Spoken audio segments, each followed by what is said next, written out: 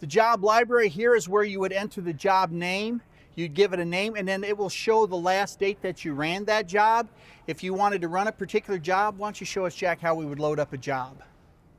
You simply press on the name, and you press load, and you see here now it says hydro short. So that job has been loaded into the system, and the press is basically ready to go.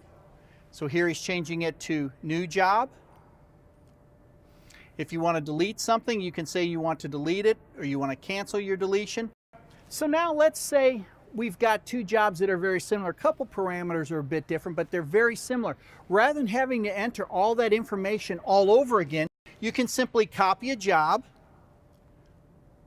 and paste. So now you see we've got new job in position 5, but also position 6.